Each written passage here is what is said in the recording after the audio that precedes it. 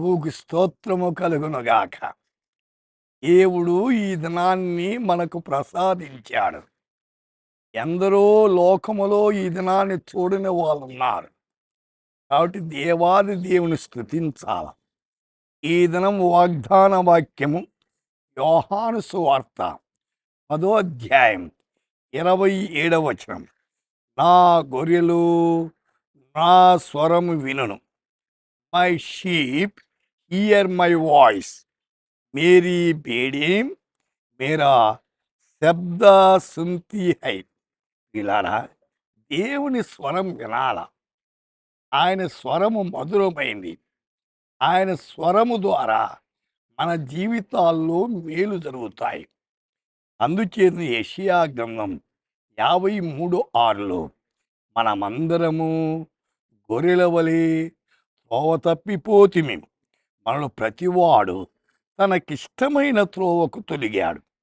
యెహోవా మన అందరి దోషమును అతని మీద మోపెను. అయితే దేవుడు మన పాపాన్నంతా భరించాడు. ఆయన ఎంత ప్రేమ గలవాడండి.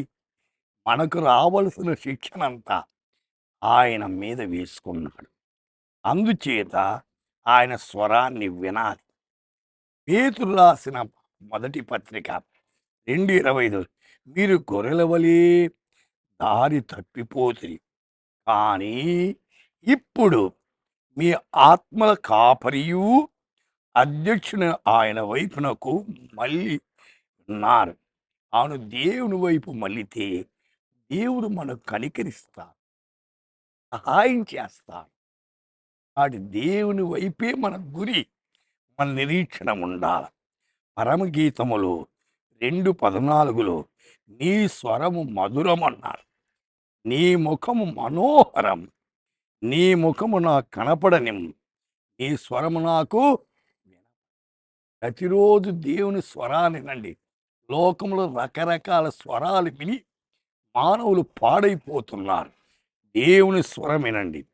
ప్రకటన గ్రంథం 3:20లో ఇదిగో నేను తలుపు వద్ద నిలుచుండి తట్టుచున్నాను, ఎవడైనను నా స్వరము విని తలుపు తీసినలా నేను అతని యొద్దకు వచ్చి అతనితో, నేను నాతో కూడా అతను భోజనము చేయి.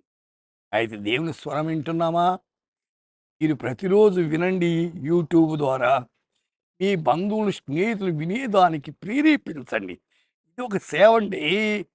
వాళ్ళు మేలు పొందితే మీకు ఆశ్చర్యం. ప్రార్థన చేసుకుందాం.